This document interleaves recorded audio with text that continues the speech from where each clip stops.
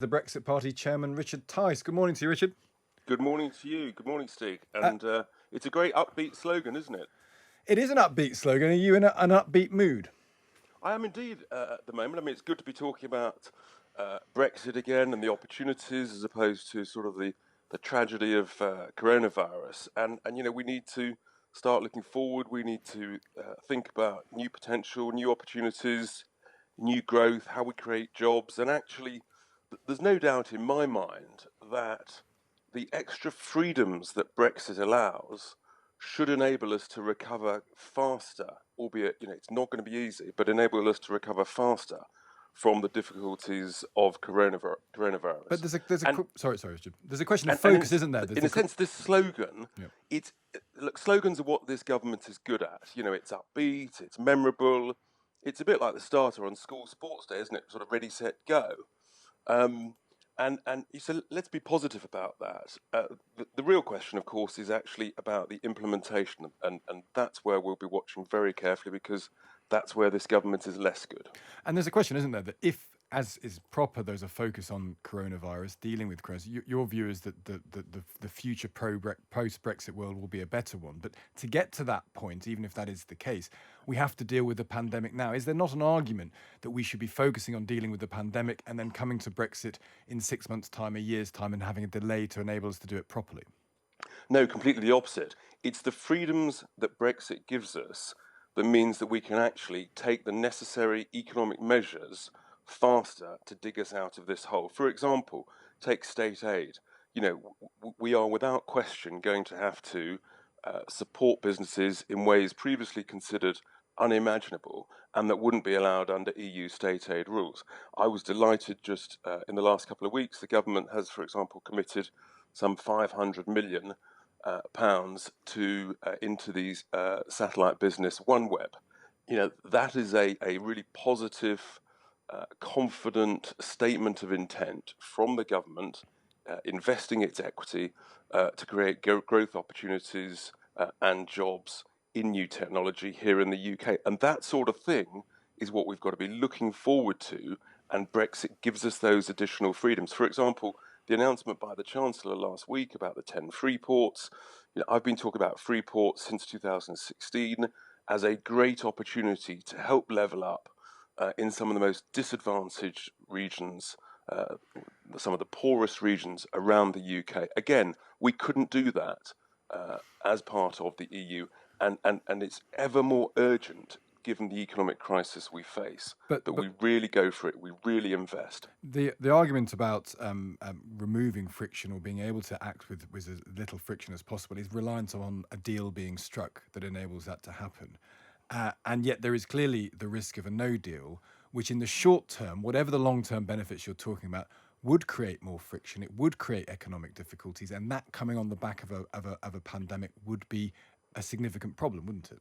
I don't accept the premise of your question about friction, because the truth is, what this crisis has shown us is that the just-in-time supply chains that the global multinationals have been relying on, and which was the premise for being in the EU, actually at the first sign of real trouble, they broke down. And what this has shown us is that we need to be much more resilient.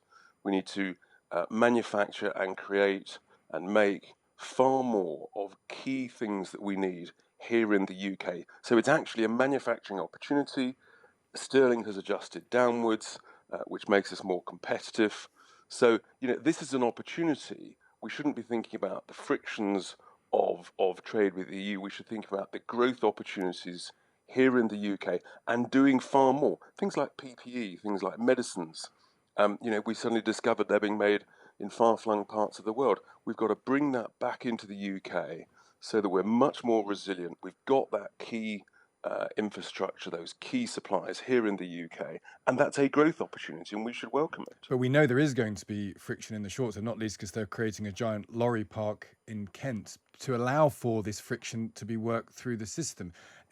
You can talk about the positives, which is entirely your prerogative, but you must concede at some stage there are difficulties here. There are things that are not ideal. Otherwise, it just sounds a bit Pollyanna-ish, doesn't it?